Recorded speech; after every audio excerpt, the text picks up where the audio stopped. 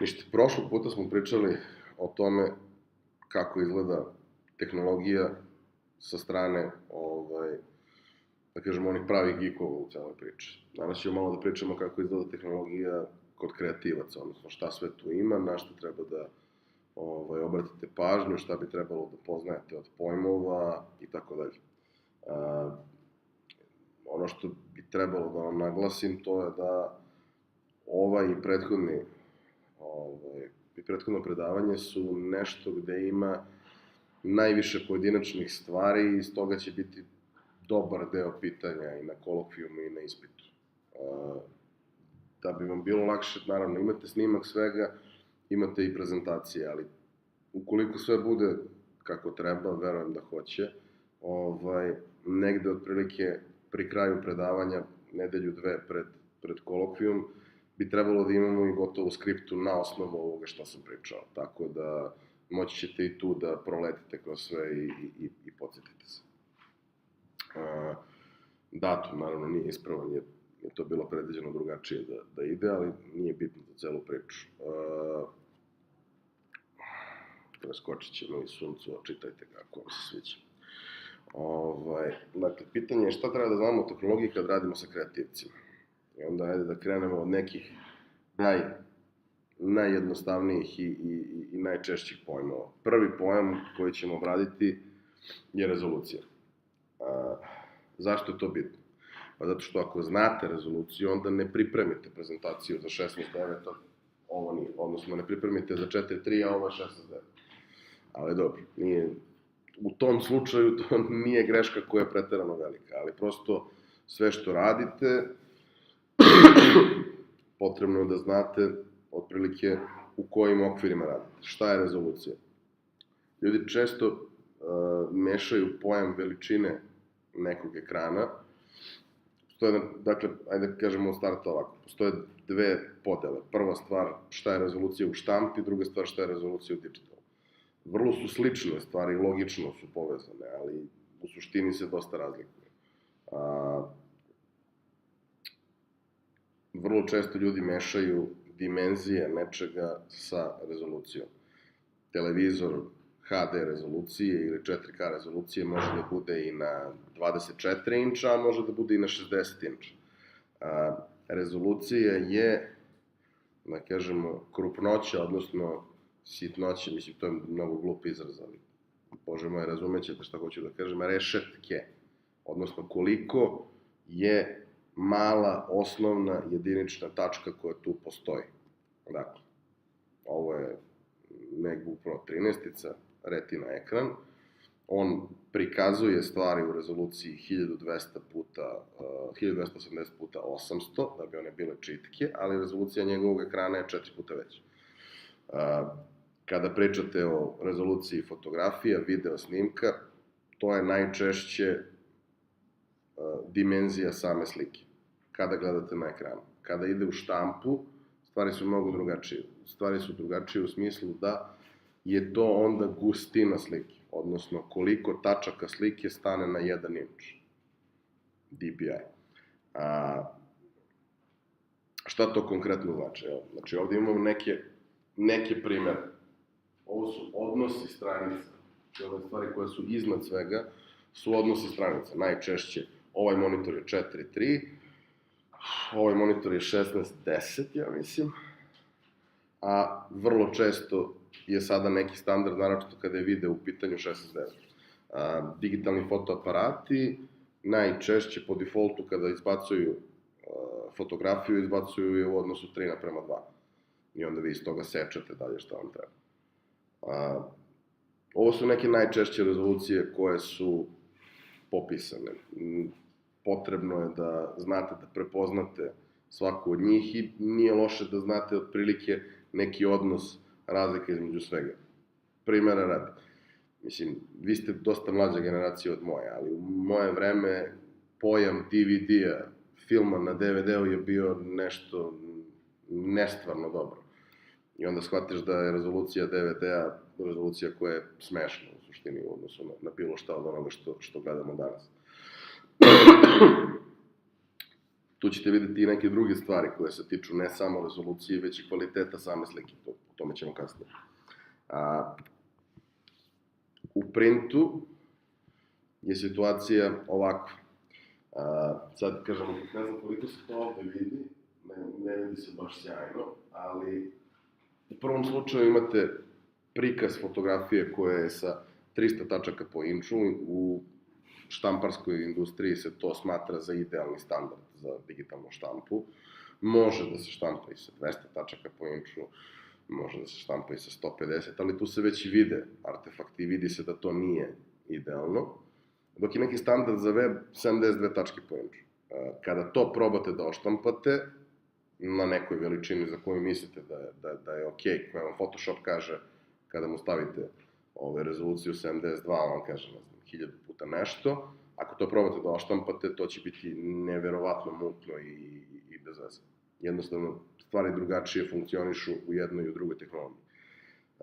Uglavnom, za svaku primenu potrebno je pripremiti odgovarajući fajl.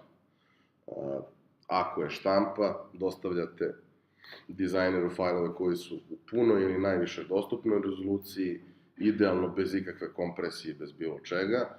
Ukoliko je za web, onda to i nije toliko primarno, dokle god slika izgleda ok, ona će moći da se koristi.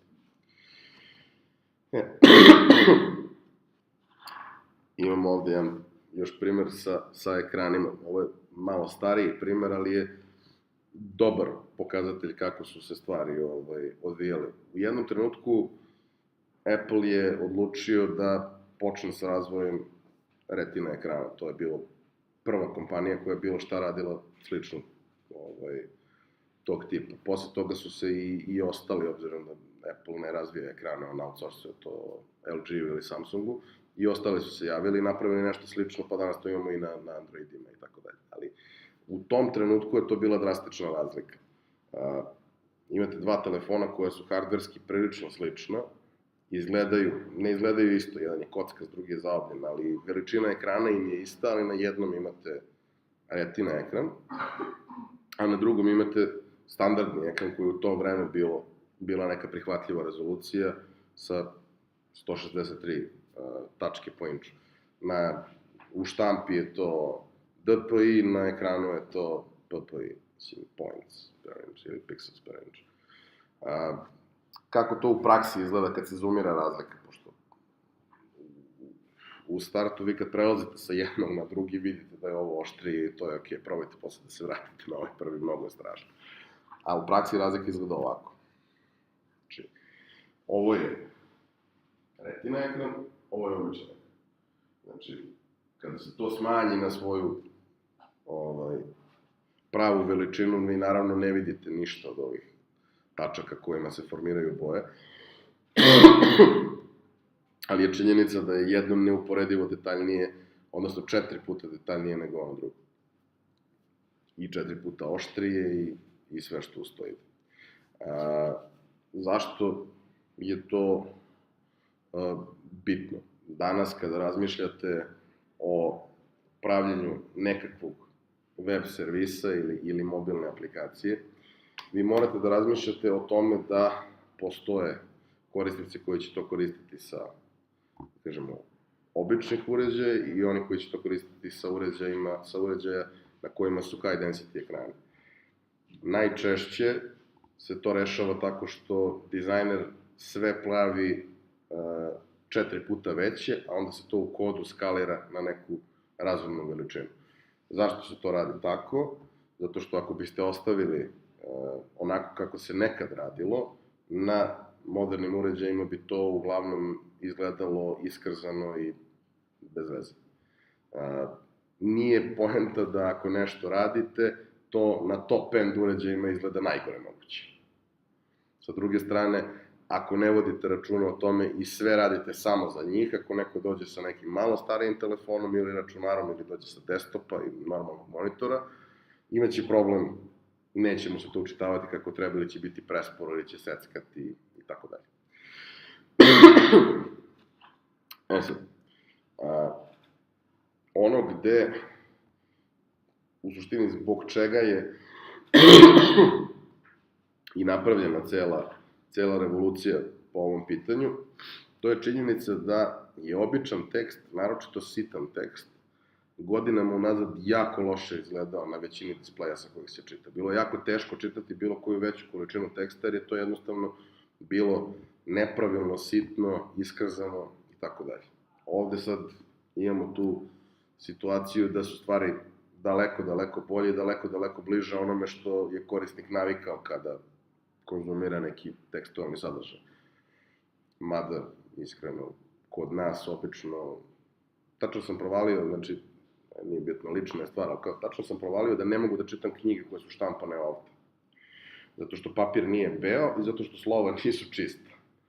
Odeš i kupiš sa Amazona knjigu, ona dođe savršeno beli papir i savršeno čista slova.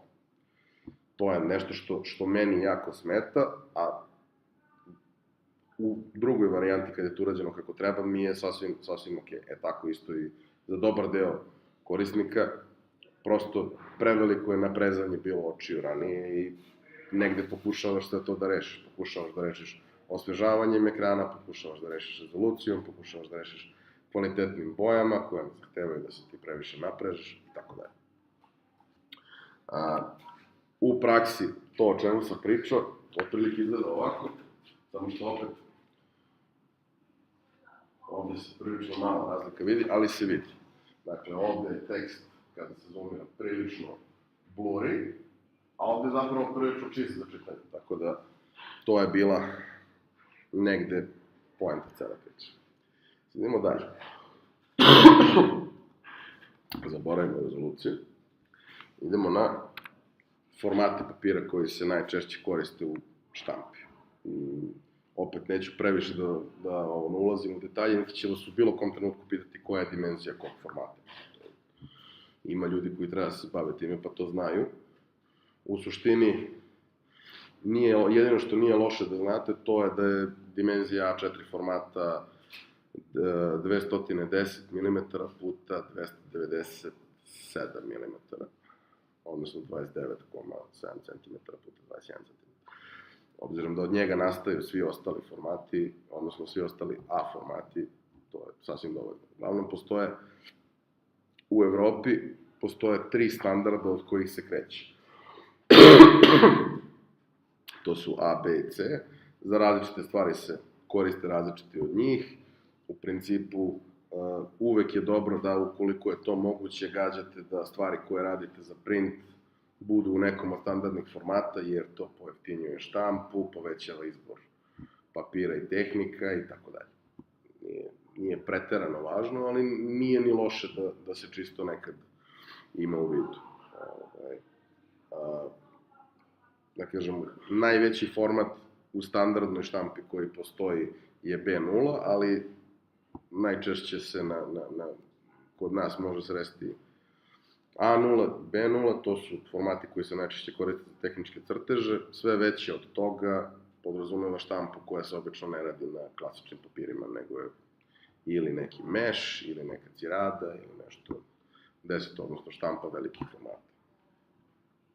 Sve ove štampe mogu da se rade, mogu da se rade u maltene svim tehnikama koje postoje. Štampa velikih formata se radi isključivo na ploterima i to otprilike izgleda tako što imate jedan kružni uređaj koji je ogroman i u njemu radite jedan slajs toga što hoćete da oštampate. Pa umesto da poster koji ide preko cele zgrade oštampate odjednom, vi ga štampate iz 20 slajsova neke određene širine. Obično širina fiksna, dužina možda bude faktički neograničena. Samo da upišem. Kaži. Štampaju recimo neki katalozi. Na koliko ste vi stranica uopšte više? U principu nisi ograničen brojem stranica, zavisi od načina kako će se stranice vezivati. Postoji neki standard, to je, znači, ono što je bitno, mora uvijek da bude paran broj stranica, jer ti kada radiš katalog A4 formata, priprema ti A3, jer se on savija. Ovo je ista stvar, ne znam, ako se rade oni flyeri koji se savijaju na 3, zovu se trifold, odnosno trifold, oni se rade priprema A4, a kada se saviju budu 7 puta 29,7 recimo, ili može da se savije na drugu stranu, ali u principu, može da se savije i po dužoj osnovi, pa da onda budu dugački 21, a široki 9, nešto. Ali u suštini, svaka tehnika diktira neke specifične stvari. Što se vi verovatno nećete nikad baviti ozbiljnije printom, nema potrebe da ulazimo previše u to. Digitalno štampanje je nešto što je danas maltene za sve aktivnosti standard i u njoj jedino o čemu treba da vodite računa je format i sistem boja. Sistem boja je nešto što smo pomenuli prošli put. U štampi, kao što sam tad rekao, se koriste najčešće dva sistema boja, to je Pantone, koji ima tačno definisanu, za svaku boju ima tačno definisan hemijski sastav,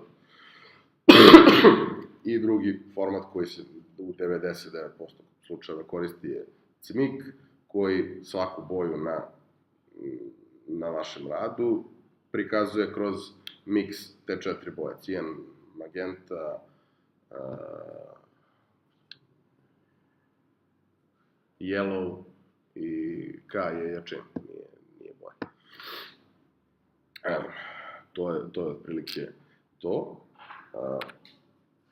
To što smo više puta pominjali, bilo vam je čak i u onim pitanjima na početku, to je da li znate razliku između rastera i vektora. Ovo su neki najčešći formati koji idu uz raster, a ovo su neki najčešći formati koji idu uz vektor. Šta je osnovna razlika? Raster slike su skup tačaka. Vi ih napravite u nekom formatu neke veličine i možete da ih smanjite, ali gubite na kvalitetu. Možete da ih povećate, ali isto tako gubite na kvalitetu. Kada ih smanjujete, naravno, taj gubitak se ne vidi toliko, ali kada ih povećavate, jednostavno postoji piksel koji je crne boje, možete da ga povećate 4 puta, ali to su onda 4 piksela crne boje, ne može biti oštriji. Dok je u slučaju vektora, to u suštini niz pravih, krivih linija, zatvorenih ili otvorenih, koje su definisane kroz nekakve matematičke funkcije u suštini, tako da je sam objekat koji imate savršen u smislu da može da se skalira na gore ili na dole beskonačno i da ostane savršeno oštar. Naravno, nije ista primena rastera i vektora, ali to su neke najosnovnije stvari koje su različite. Raster u 90% slučajeva je u pitanju Photoshop, eventualno može da bude neki od drugih editora ko to voli, Corel Photo Paint, GIMP i tako dalje. A u slučaju vektora sve je počelo sa Corel Drawom, onda su došli i Illustrator i Fireworks i u jednom periodu je bio jedan vrlo zanimljiv alat koji se zvao Freehand. Nijedan od tih alata više zapravo ne postoji. Ostao je samo Illustrator u trenutku kada je Adobe kupio Macromedia, on je polako krenuo da gasi njihove alate i da dobre stvari iz tih alata uvodi u Illustrator. Dugo vremena i dan danas za, da kažemo, ljude koji su jako dugo u priči, Corel je zlatni standard. Međutim, prethodnih nekoliko godina, recimo 7-8, Illustrator postaje sve upotrebljiviji i sve češće, zbog same prirode formata, ljudi međusobno šalju vektor u PDF-u, jer to može svako da otvori na bilo kom uređaju. Može da vam stigne mail na telefon, vi otvorite, zoomirate, pogledate da li je sve ok i kažete možete da u štampu. Ako pošaljete nekome apps ili CDR iz Corela ili iz Illustratora AI, imaćete problem jer to može da se otvori samo u slučaju da neko ima taj program. Ono što takođe postoje prethodnih nekoliko godina, što je velika prednost u celoj priči, naročito u slučaju ovih ekrana sa visokom rezolucijom, to je format koji se zove SVG, odnosno Scalable Vector Graphics. To je format koji u suštini može da se koristi apsolutno za sve, može i za štampu i tako dalje, ali je prevashodno dobar zato što svi moderni brauzeri mogu da ga prikažu. Tako da vi ne morate više da uzmete ako, ne znam, koristite logo kompanije na sajtu koji je jednostavan vektor, ne morate više da ga eksportujete kao sliku, već možete da ga ubacite takav kakav jeste. I onda to u standardnom setupu, kada to neko gleda na monitoru, njemu će da bude lepo, ali je mnogo bitnija stvar što kada radite responsive, kada vam to otvara mogućnost da se to adaptira svakom uređaju, na svakom uređaju će taj logo izgledati savršeno.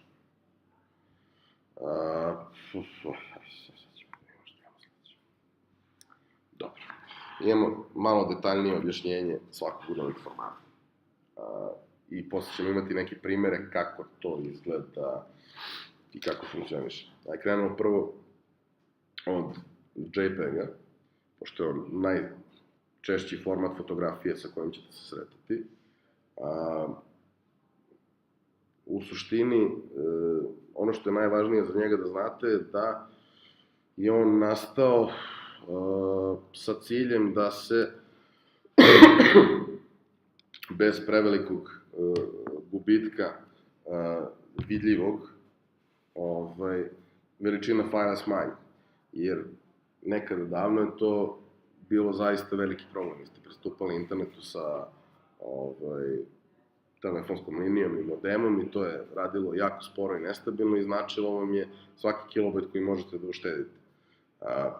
JPEG je jako dobar u smislu da kroz sistem fraktala, kako već se radi optimizacija u slučaju tih slika, možete sa, recimo, od osnovnog fajla koji je nekoliko megabajta, da dođete do fajla gde bukvalno niko neće videti nikakvu razliku, koji će biti 10 puta manje.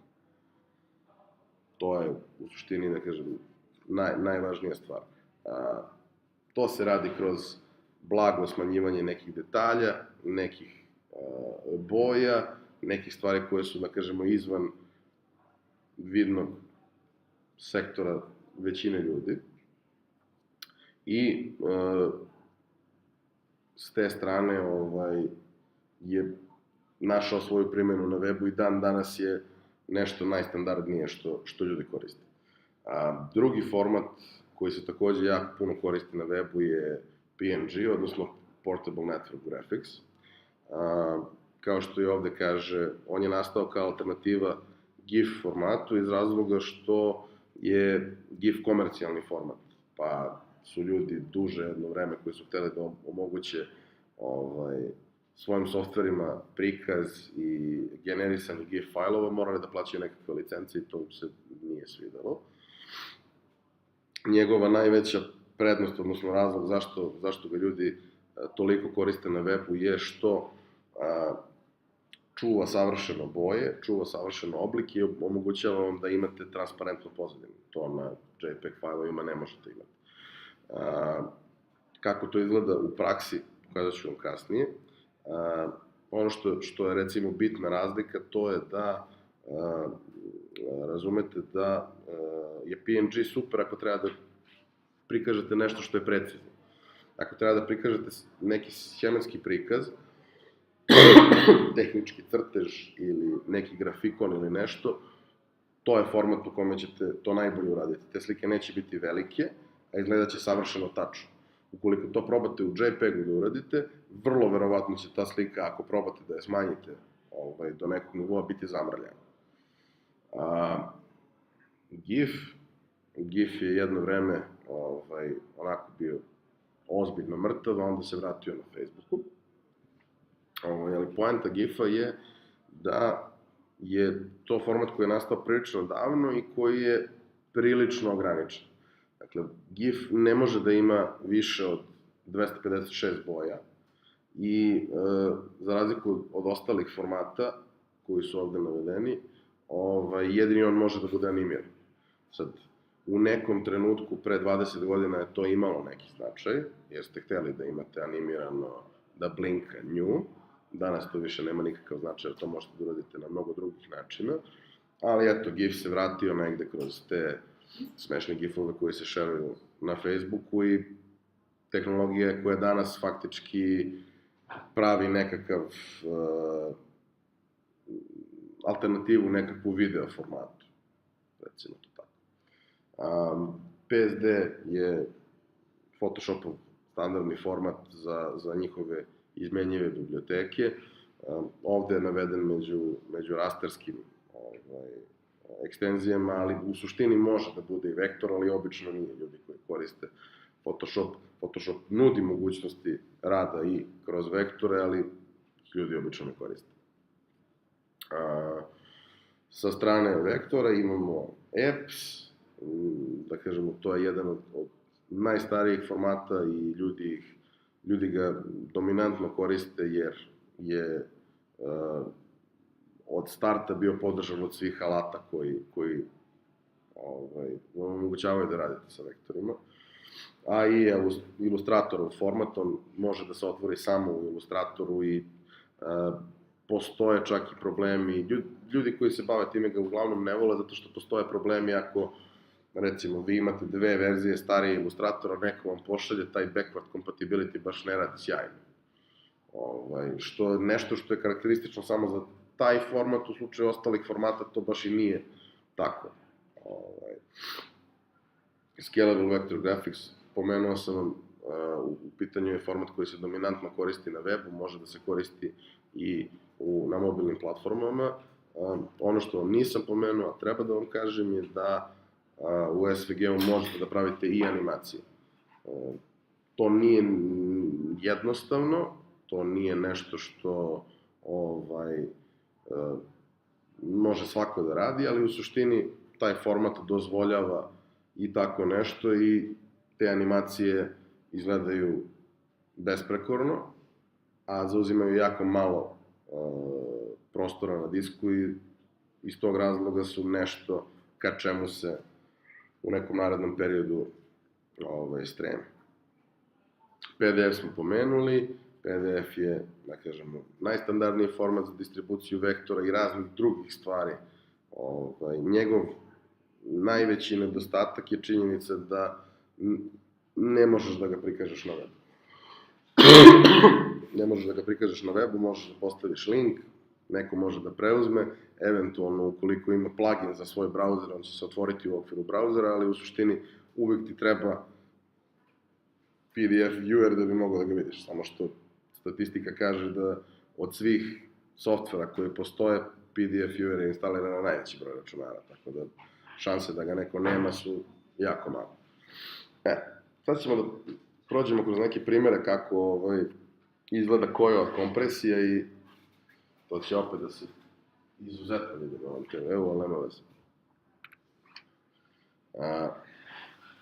Mislim da se ovde se već vidi koliko je to nizak kvalitet, ali u suštini, upravo kao što sam i rekao, format je predviđen za web, eventualno za ovakve prezentacije. Prvih 5 vi ne vidite nikakvu razliku. Tek kasnije to počinje polako da se primećuje. Razlika je u veličini između ovog i ovog fajla je duplo, između ovog i ovog je duplo, otprilike i tako do kraja. Tako da možete jako puno da uštedite, a da se to ne vidi toliko. Obično se na webu koristi neki kvalitet koji je između 70 i 80. Još jedan primer sa drugačijom slikom, sa drugačijim podešavanjem. Dakle, ovde imate koja je veličina fajla. Opet, u ovom slučaju se vide blago artefakti. Ovo je savršeni case. I ovde ide kompresija kao ono. Prva veličina je 71, druga je 27, treća je 16, između prve i treće nema nikakve razlike, razlika u veličini je biti. Eto.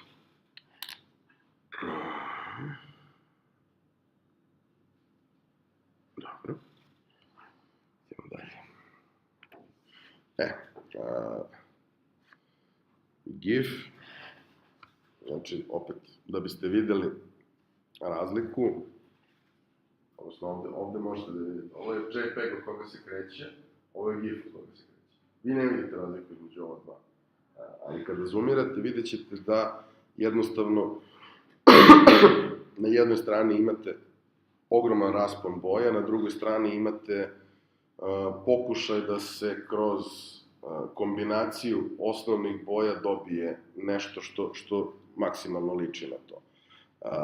Optimizacija GIF-a može da se radi u ovom nekom osnovnom formatu koji nije animiran, može da se radi samo na jedan način, a to je smanjivanjem broja boja. Obično, kada uspete da spustite broj boja na neki broj koji predstavlja osnovne boje koje se pojavljuju tu, dobijete neki optimalan rezultat. Smanjivanje broja boja ne mora da se radi na po ovim brojima, znači ne mora to da bude 256, 128, 64, 32, 16, 8, već je to moguće raditi i na neki broj koji je između. Obično, ako baš imate potrebu da ih koristite, postoje online toolovi kroz koje možete da optimizujete svoje slike. Takođe, bitna stvar, to nisam rekao, treba da vam kažem, vezano za one prethodne slajdove, u slučaju da 2017. godine od nekoga dobijete Corel file, a dobit ćete, i da nemate na čemu da ga otvorite, a nećete imati na čemu da ga otvorite, malte ne, više niko to ne koristi. Postoje nekoliko online servisa koji besplatno nude konverziju između tih formata. Onaj koji vam ja preporučujem jer je najrobustniji i nudi vam konverziju između ogromnog broja file formata, to je Cloud Convert. Besplatan je, njemačka tehnologija, sve radi kako treba. Ukoliko vam on napiše da postoji problem i da ne može da konvertuje file, vrlo verovatno da nešto nije u redu sa tim failom ili da je on nastao u nekoj od najnovijih verzija Corela koju koristi 5 ljudi na svetu, pa morate naći jednog od tih 5 ljudi.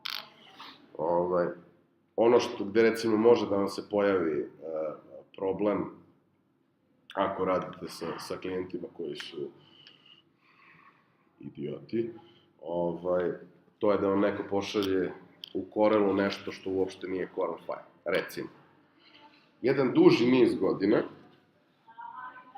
pokojna agencija Tanjug je svoj novi logo koji nije ličio ni na šta slala kao Corel file, koji kada otvorite, otvori vam se u Corelu i neko je uzeo i PNG file rescale-ovo na ceo A4 i to je to.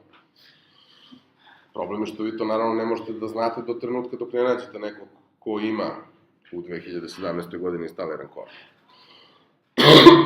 Uglavnom, takve stvari se dešavaju. MS šalje u Corelu svoj logo. Dobro, ako je to osnovno što oni imaju, okej. Ako je ispravan Corel file, ti ćeš ga konvertovati i ideš dalje sa tim. Mnogi šalju. Oni kojima je pravljen logo pre 15 godina nisu ništa od toga menjali. Prosto je tako, ali onda ti snimiš pa imaš za sebe. I ako ti nešto nije okej sa logom i znaš da sa druge strane ne možeš da dobiješ ono što ti treba, onda odeš na serbianlogo.com i proveriš da li tamo ima da je neka topla ljudska duša napravila vektorsku verziju toga u nečemu što liči na...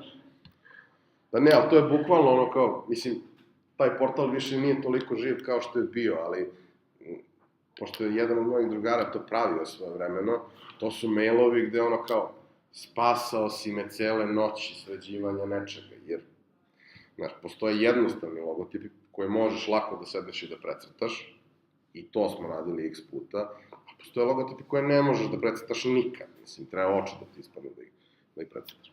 Ono što takođe možete da radite, mislim, to nije baš dobra praksa, ali ponekad kad opet nemate drugo rešenje, može da bude okej, možete da probate da vektorizujete raster. Ako imate dovoljno veliku rezoluciju raster fajla, ako je to neki PNG ili JPEG koji je ogroman, na njemu je nešto što je prosto, neki logo, neki grb, nešto, postoje toolovi koji vam omogućavaju da to vektorizujete. Recimo, jedan od njih je Vector Magic. On je besplatan prvih nekoliko puta, ali niko vam ne brani. Prvih 2 puta je besplatan za svaki e-mail, ali niko vam ne brani da otvorite 800 e-mailova. Zašto vam sugerišem da otvorite 800 e-mailova? Zato što je besmisleno skup ako hoćete da ga kupite. Ali možete ovako da ga koristite. I on će pokušati kroz jedan relativno intuitivan proces da vas provede kroz to da uspete da vektorizujete ono što ste krenuli. Možete da birate koliko detaljno, možete da birate koji je tip slike u pitanju, da li je nešto što je linijski crtež ili je nešto što je kompleksnije, da li ima tekst. Uglavnom, fotografiju ne možete da vektorizujete, mislim možete, ali to je besmisleno i neće izgledati kako treba, ali takav neki linijski crtež možete da vektorizujete i to će izgledati skroz ok, ako je to nešto što treba da se pojavi negde relativno sitno, neće niko primetiti da to nije potpuno savršena slika onoga što ste hteli da radite. Sad, pominjao sam vam da PNG može da bude transparentan. Za razliku od GIF-a, koji može da bude transparentan, ali može da bude transparentan tako što na ivicama objekta vi stavite zelenu boju i podesite da je ona alfa kanal i imate oštru ivicu, a sam objekat je neprovidan. Ovde možete da imate kompletan alfa kanal, odnosno možete da objekat koji postoji da bude delimično proziran, da boja bude delimično prozirna, da pozadina bude delimično prozirna. Znači, bukvalno, kao što možete ovde da vidite, na jednom primjeru košnice na belo, možete ih staviti na crno, one će izgledati savršeno, neće biti bele ivice okolo, neće biti nikakvih problema, a kao što vidite ovde, postoji prozirnost. Dakle, ako stavite ovo na fotku Beograda na vodi, vidjet će se kroz to Beograd na vodi. Tako da to je lepota PNG-a, to je razlog zašto se toleriše veličina fajla koja je najčešće ogromna. Zato što možete da dobijete ovakav efekt koji je u nekim slučajevima neprocenjiv. Dobri oni lekovi. Ono što ćemo još da prođemo, to su neke stvari koje se tiču fotografije i još neke sitne stvari koje se tiču videa. Nema previše, ali ću vam objasniti neke osnovne pojmove koji mogu da vam budu interesantni. Kada je u pitanju digitalna fotografija, postoje 2 osnovna formata u kojima se ona snima. Prvi je JPEG, drugi je RAW. RAW podrazumeva sirovi zapis sa čipa. Šta znači sirovi zapis sa čipa? To znači da dobijate apsolutno sve informacije koje je aparat uspeo da ubeleži. To je mnogo više nego što on može da snimi u JPEG formatu. Čak i u maksimalnom kvalitetu JPEG-a, a obično imate mogućnost da birate da li hoćete maksimalni, srednji ili niži kvalitet. Čak i u maksimalnom kvalitetu JPEG-a on može da snimi samo određeni broj informacija. I to što je snimio je to. On nema nikakvu informaciju dalje. Šta to znači? Pa to znači da ako ste sliku preeksponirali ili podeksponirali, to vam je što vam je. To što je belo na slici je belo, ne postoji ništa što može da se izvuče iz tog belog. Vi možete da docrtate nešto. Ali detalje ne možete da izvučete. Kako to u praksi izgleda? Ovo je preeksponirano, ovo je ispravna ekspozicija, ovo je podeksponirano. Ovo što vidite iznad se zove histogram. Na histogramu sa desne strane je crna boja, sa leve strane je bela boja. Ako negde nešto pokazuje vrednosti koje su skroz na ivici, to u ovom slučaju nije, ali ovde imate malu vrednost koja je skroz na ivici, to se odnosi na delove slike na kojima više nema sačuvanih detalja, nikakvih. To je bela, nema dalje od toga. Sad, mislim, ovo je primer kako to može da izgleda. Vama je možda bio cilj da snimite ovakvu sliku koja je preeksponirana, zato što hoćete da imate efekat takav. To je potpuno u redu. Ali morate da imate u vidu da u toj varijanti nebo će da vam bude ovakvo i ako probate nešto da radite sa njim, verovatno nećete uspeti da uradite ništa.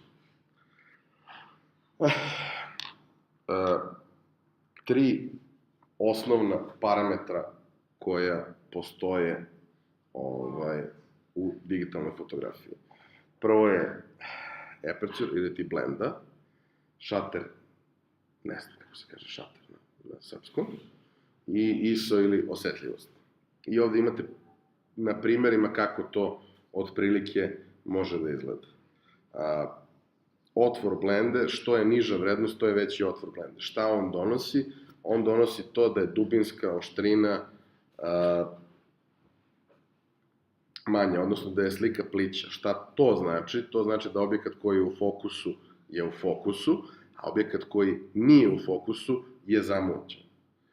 Koliko je zamućen, opet zavisi od otvora blende, ali ako je blenda velika, ako radite nešto na 1.4 i 1.8, vaša dubinska oštrina na kojoj je nešto oštro je često nekoliko centimetara. Ako se osoba koju snimate, može da se fotografiše, može da se snima u ovim uslovima, ako se osoba koju snimate pomeri 5 cm, ona je van fokusa. To se možda ne vidi toliko ako vi to smanjite, pa je to nešto iz daljine, pa ovo, pa ono, ali ako je snimate iz blizine, ona će već biti blago zamućena. Što se više pomera, što je veći razlaz, to je, naravno, i veća situacija. Zato se često, kada je potrebno da se vidi što više različitih stvari, odnosno kada ne želite da dovedete sebe u situaciju da vam neko izađe iz fokusa, fotka sa zatvorenom blendom, zatvorena blenda, odnosno na nekom od ovih raspona koji su 4, 5, 6, 8 ili više, ona vam donosi to da je više stvari odjednom u fokusu, odnosno da je veći raspon fokusa, ali vam sa druge strane donosi to da manje svetlo ulazi u aparat, a aparat slika svetlo, tako da mu je to potrebno. Sad, ukoliko je fotografija u pitanju, imate šater. Šater podrazumeva koliko vremena će senzor aparata biti izložen svetlu. U zavisnosti od toga koliko odaberete, imaćete različite efekte. Što je više šater otvoren, što je duže otvoren, to su veće šanse da vaša slika neće biti oštra. To ima smisla kada je nekakva noćna fotografija u pitanju, kada vi fotografišete sa stativa, kada se objekat ne pomera, želite da uhvatite svetlosne uslove idealno, ali što je dinamičnija fotografija koju radite, to su vam potrebni kraće otvaranje šatera i recimo, ne znam, u fotografiji prirode to obično neki raspon 30, 60, 100, kada je sportska fotografija u pitanju 125, 200, 300, kada je recimo motosport u pitanju još više jer se objekti kreću još brže i tako dalje. Još jedan faktor, mislim, kada pravite set okolnosti u kojima ćete slikati, odnosno kada pravite podešavanja s fotografiju, vi podešavate svaku od ovih stvari pojedinačno ako radite manualno. Ako odaberete da aparat sam računa na osnovu jednog od njih, ako odaberete da računa na osnovu blende, on će vam sam odrediti koliko šta treba, ali ako hoćete da stvarno kontrolišete sve, vi to određujete manualno. Poslednja stvar, ISO ili osetljivost. Što je niži ISO, što su manje vrednosti, 50, 100, 200, 400, pa i 800 je ok na većini ozbiljnih profesionalnih fotoaparata, to je manji šum na slici. To su manje greške na samoj slici koje se odnose na prosto nedostatak vremena da aparat zabeleži sve kako treba. U nekim situacijama vam je mnogo bitnije da se nešto zabeleži oštro i tačno, pa ćete ići na to da vam nije problem ako postoji neka malo veća količina šuma, ali u nekim situacijama ćete želati da šum bude što manji. U situaciji kada vi kontrolišete svetlo, odnosno ne fotografišete po dnevnom svetlu, nego imate i veštačke izvore, kontrolišete to tako da pokušate da spustite što niže u neke vrednosti od 200-400 ISO da bi slika zaista izgledala kako treba. Ono što sam pominjao malo pre, to je čitanje histograma, odnosno na jednoj slici imate primer kako u različitim okolnostima izgleda njen histogram. Dakle, uvek posmatrajte ovu liniju kao, ono ne mora da bude crno-belo, ali u ovom slučaju jeste. Uvek posmatrajte ovo kao kretanje od najtamnije do najsvetlije tačke. Ovde gde je većina toga belo, vi imate faktički zakucan histogram belo, onda gde je većina toga tamna, imate zakucan histogram tamna. Idealna okolnost, idealna fotografija, tehnički gledano, su ove u kojima je to nekako pravilno distribuirano.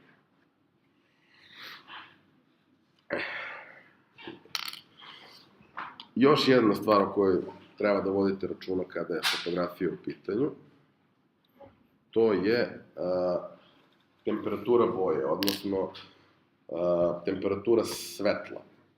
Svaki svetlosni izvor ima drugačiju temperaturu boje. To je ono što, kada neko fotka ne zna da to kontroliše, čini fotke žutim ili plavim dominantno. Ako je u pitanju previše hladno, onda je plavo, ako je previše toplo, onda je žuto. Ono što je lepo, ako fotkate u RAW formatu, ovo je stvar koju možete naknadno da sredite. Ako dobijete RAW fotke i želite da promenite temperaturu boje na slici, to je bukvalno 2 klika. Kako dobijate što tačniju temperaturu boje, tako što otprilike po ovim nekim, dakle, ovo su neke približne vrednosti za najčešće izvore svetla koje imamo. To je jedan drugi način koji je dosta praktičniji ako nećete da nabadate otprilike, a to je da nađete nešto što je sivo ili nešto što je belo, što je dovoljno veliko, što je osvetljeno na način na koji je osvetljen ceo set. Uslikate ga i onda u aparatu kažete custom white balance i ubodate tu boju. I on nakon toga sve slike pokušava da prilagodi tome. U suštini. Sad, pominjali smo RAW. Šta je fora sa RAW formatom? Znači, ovo su dve fotografije koje su, jedan je JPEG, drugo je RAW. RAW je malo obrađen, JPEG nije previše obrađivan jer bi uz neku malo agresivniju obradu izgubio detalje koje ima. Postići ovaj efekt sa RAW slikom je 5 klikova. Takođe, možete da postignete i mnoge druge efekte koji su jako atraktivni, zato što imate na raspolaganju sve detalje koji su vam potrebni. Ono što često klijenti zahtevaju, a nešto na što se uglavnom mladi fotografi lože, HDR. HDR se odnosi na dinamički raspon boja i senki na slici. To je ono kad vidite fotografiju koja ima ogromnu količinu boja, ogromnu količinu detalja kao ovdje, deluje vam kao da to baš i nije moglo prirodno da se snimi. Najčešće i ne može. To može da se snimi samo u najidealnijim mogućim uslovima koji se nikad ne dešavaju. Ali uz RAW to možete da dobijete najčešće iz jedne slike, a u slučaju da radite sa JPEG-om postoji tehnologija, odnosno postoje softveri koji vam omogućavaju da uzmete i uslikate najmanje 3 fotografije sa različitim podešavanjima, sa identičnog mesta, i onda on uzme i iskombinuje podatke sa 3 različite ili 5 različitih ili 7 različitih fotografija i izvuče vam maksimalan broj detalja iz svih njih. Kako to u praksi izgleda, imate ovde. Mislim, ovde postoji ova sličica koja kaže, znači ona je u vrlo niskom svetlu, ako hoćete da vidite sve detalje na njoj, izgubit ćete detalje okolo, pa onda slikate jednu fotografiju gde je fokus na njoj, odnosno ne fokus na njoj, gde je ona bitna da se vidi kako treba, jedno gde je bitno ovo što je u pozadini, kao što je recimo, ovde nemam taj primer, ali kao što je ovo oko samog doka, i onda te dve stvari spojite Ovo je uz minimalnu obradu RAW, ovo je malo ozbiljniju obradu RAW. Slična stvar može da se dobije i sa JPEG-om, ali podrazumemo da imate 7 slika, a ne 1. Tako da nemojte da imate 7 slika. I još video. Zašto se, ljudi toliko sada lože na rezoluciju videa? Zato što je postalo dostupno, zato što relativno lako možete da dobijete vrlo visok kvalitet video snimka, čak i sa mobilnim telefonom. A uvek je praksa da što više materijala imaš, što više toga možeš da radiš sa njim. Vi ako imate 4K snimak, možete da isečete sa njega detalj i da on bude HD. Što je onako prilično lepo. Ovde imate neki standardni odnos veličina, ono prvo što vidite tamo, ćošku, to je veličina koja se koristi na standardnim televizorima. To je, u zavisnosti od toga da li je za jedno ili drugo tržište, da li je za Evropu ili Ameriku, NTSC ili PAL.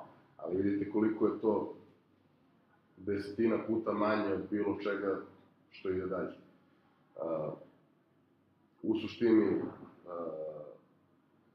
šta, mislim, da rezolucija vam je jasna, ono što može da bude zanimljivo, to je da, kao i kod fotografije, rezolucija, odnosno veličina formata ne znači nikakav kvalitet. Vi možete da imate fotografiju od 18 megapiksela i sa telefona i sa profesionalne kamere. Mnogo je velika razlika šta će koji od njih da uhvati. Ono što ovi novi veći formati donose, to je daleko veća veličina snimka, što znači da sa druge strane vašem procesoru, vašem računaru treba više resursa da taj snimak obradi i prikaže kako treba. Zato na starijim računarima ne možete da pustite 4K film, jer on jednostavno nema način, nema dovoljno resursa da to procesira. Ovo su neki primeri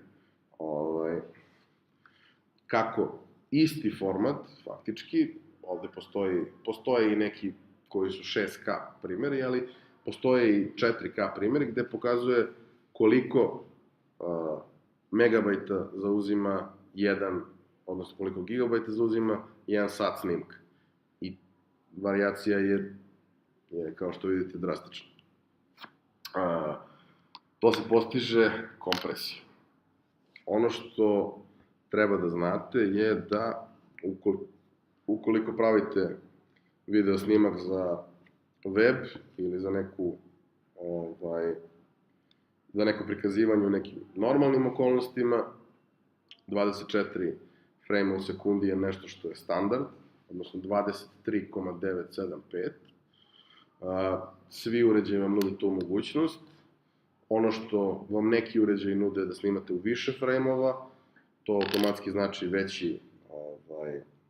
veći fajl, ali vam nudi mogućnost da naknadno eventualno neke stvari usporite, da naknadno neke stvari drugačije prikažete i tako dalje. U suštini, svaki od softvera za montažu žvaće veliku većinu ovih formata koje mu date i na kraju ih izbaci u jednom obliku koji želite. Naravno, lakše mu je ako mu sav materijal dostavite u formatu u kome on to želi da gleda. Sad, pominjao sam kompresiju i opet i ovde možete videti kako to izgleda. Ovo je vrlo bitno zato što većina današnjeg video sadržaja, čak i ako nije u pitanju streaming, je stream. Dakle, taj sadržaj se streamuje sa nekog servera, čak i ako možda nije live nešto što se dešava. U tom slučaju je potrebno uvek napraviti optimalnu kompresiju videa da se on i dalje vidi kako treba, a da osoba sa druge strane to može da posmatra sa svog bežičnog ili 3G ili 4G interneta bez nekakvog seckanja. I onda, kao i sa JPEG slikama, vi u suštini smanjujete, jer šta znači 1 megabit u sekundi? To znači da 24 slike tog formata koje vam se šalje ne smiju da budu veće od 1 megabit. Pa, ako je u pitanju velika slika, a ona mora da bude kompresovana, naravno da će se gubiti jako veliki broj detalja. Ali već na recimo 5, to nije toliko strašno, na više, to izgleda jako interesantno. Ovde imate taj primer na jednom konkretnom delu slike, znači onda je kao isečena slika redom, a ovde je poređenje po ovoj osi. Sad, šta mi tu možemo da uradimo da smanjimo veličinu fajla, a da zadržimo kvalitet? Možemo da se okrenemo nečemu drugom, a to je procesorska snaga samog uređaja. Što je veća kompresija, to je više procesorske snage potrebno da se ona obradi.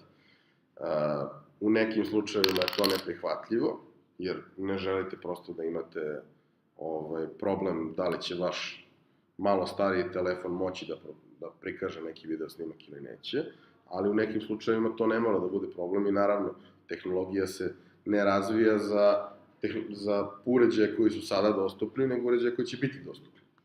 Tako da računate da će, ako sada imate quad-core mobilne telefone, računate, mislim ima ih i octa-core, računate da će u nekom trenutku toga biti još više, i memorije, i procesorske snage, i tako dalje. Iste stvari sa ostalim uređajima. Pa onda imate varijantu da neki standardni format koji se najčešće koristi H264, ima svoju novu verziju koja je H265, koja kada probate da je pustite sad na laptopu, upali sve kulere na njemu i spali jebeni laptop u roku od 5 minuta, ali pogledajte razliku u kvalitetu slike koju imate u jednom, odnosno u drugom slučaju, pri 400 KB u sekundi na 1080p. Znači, razlika je impresivna. Za par godina oni će imati spreman format za kompresiju koju će moći savršeno da rade na novim uređajima. Još jedna stvar koju sam hteo da prođem, to je da ukoliko snimate, znači i video može da se snima u RAW formatu. To funkcioniše tako što se svaki frame snima u RAW formatu i onda vi možete kasnije da to obrađujete. Zašto je to bitno? Pa zato što ako ćete raditi neku ozbiljniju color korekciju na tom klipu i htete da radite nekakvo isticanje detalja i raznih drugih stvari, ako uzmete običan video zapis u nekom MPEG 4 formatu, vrlo brzo će doći do gubitka kvaliteta kao i sa JPEG-om. Ali ako imate RAW, treba će vam više vremena da obradite, ali će rezultati moći da budu mnogo bolji. Ovde imate neki primer kako to može otprilike da izgleda. Sa prvom slučaju imate faktički flat sliku koja nema uopšte nikakvu emociju, u drugom slučaju imate neki, da kažemo, jesenji dan ili nešto tako, nazovemo to tako. Malo ekstremniji primer je na sledećem slajdu. Ovo je nešto što možete da izvučete iz snimka koji imate snimljeno RAW. Čak i kada svetlosni uslovi na samom snimanju nisu bili ovako idealni. Sekundicu. Imamo još audio formate, neću vas tu previše zadržavati, mislim da vam to nije toliko značajno, ali nešto sa čime ćete se najčešće sretati, to je da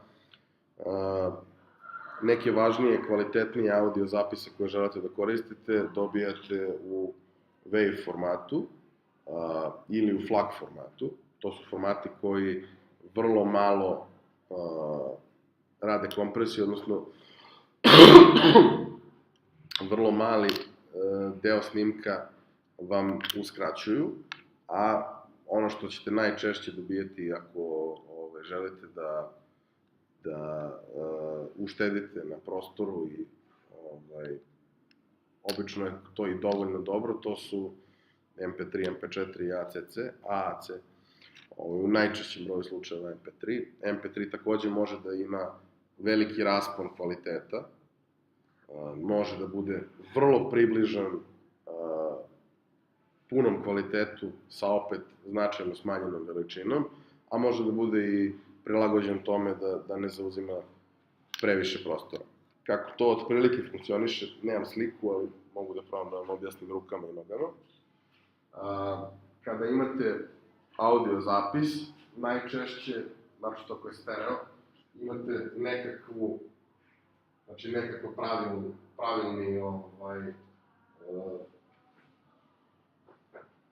kako da objasnim, eto zapis. I tu imate sve vrednosti, od najviših do najnižih. Dobar deo toga ljudsko uho ne može da čuje.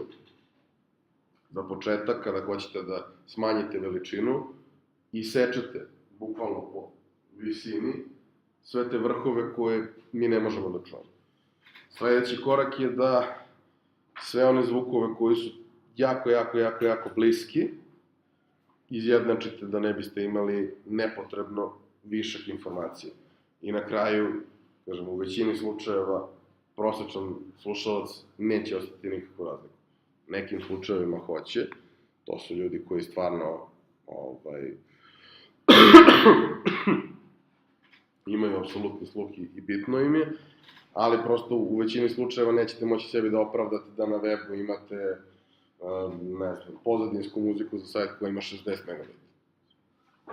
Nemojte da imate nikad pozadinsku muziku za sajt, ali ako biste baš želeli, nemojte da ona bude ovdje.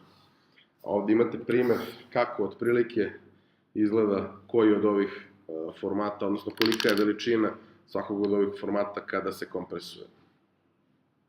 Kompresuje se na sličan način kao i video. Vi mu kažete kolika je propusna moć, odnosno koliko kilobajta ili megabajta po sekundi želite da taj audio zauzme da biste mogli da ga slušate kako treba.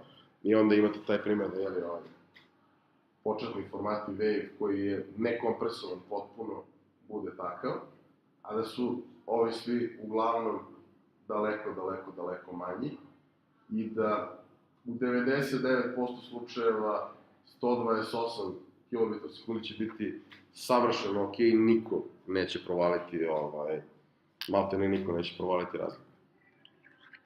To je obično i, pošto smo sad došli do vremena kad se muzika sluša na YouTube-u, to je obično i kvalitet audio formata koji YouTube čuva. U zavisnosti od toga koji kvalitet snimka pustite, može biti i veći, ali gotovo nikad nije preko 256. I za kraj, to su te manje poznate reči i izrazi. Big data je pojam kome se u poslednje vreme mnogo priča i ono označava veliki kompleksne setove podataka kod kojih tradicionalne aplikacije za obradu nisu primenjive. Raznovrsnost formata, velike brzine obrade i pristupa, veliki obim informacija. Šta to znači u praksi? To znači da vi, recimo ako imate e-commerce sajt, konstantno za svakog svog posetilaca beležite apsolutno sve što možete da znate o njemu.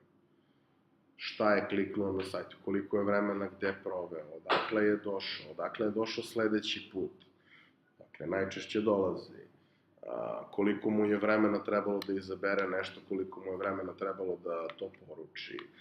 Za svakog posetioca imate ogroman, beskonačno veliki skup informacija. I to je super. Mislim, mnogo je lepo kada imate sve te informacije, ali je problem šta radite s tim informacijama. Kada imate beskonačne informacije na stolu, jako je teško izvući ono što vam treba. Ljudi koji se bave big data analizom su tu da pokušaju da iz svega toga izvuku one stvari koje su za vas bitne i relevantne. Kao što jedan od načina, kad recimo u američkom pravosuđu imate taj moment da u velikom broju slučajeva mali ljudi ili, mislim ne mali ljudi, pa to je nego mali čovek tuži nekakvu ogromnu korporaciju i u vrlo malom procentu taj čovek dobije. Ono gde se pojavljuju veće šanse kada se veći broj ljudi udruži u class action lawsuit i onda veća količina resursa na raspolaganju tim advokatima. Problem kad mala advokatska kancelarija se pegla sa velikom korporacijom je što može da se desi jedna vrlo jednostavna stvar. Vi tražite od suda da naredi da vam oni dostave sve informacije i oni vam dostave sve informacije. Dostave vam 24 kamiona papira. I šta ćete da radite sa njim?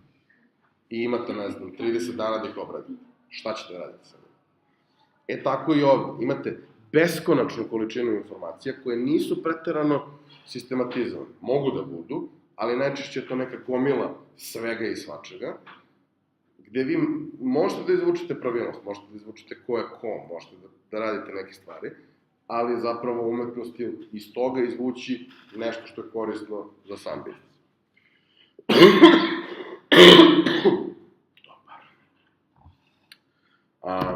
Pominjao sam šta je blenda. Blenda je otvor na vašem fotoaparatu, odnosno sistem koji kontroliše otvor objektiva na vašem aparatu. Kako to funkcioniše?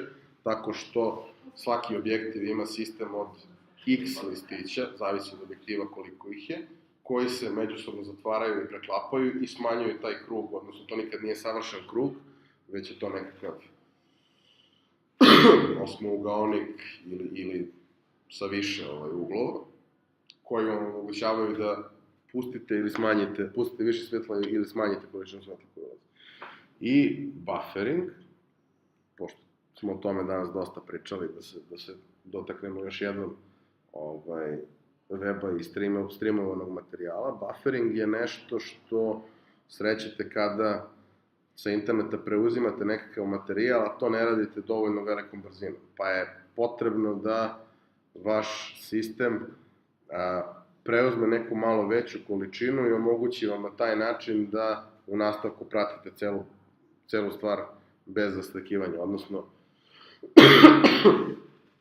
da pripremi materijal tako da kada pusti ne zaustavi se posle sekundu, nego da imate nekih 30-40 sekundi materijala koje gledate, dok on polako skida ostalo i da vremenom dođete do toga da možete bez pauze da gledate neki online materijal. Preživjeli smo. Eto, to vam je to za ovaj čas.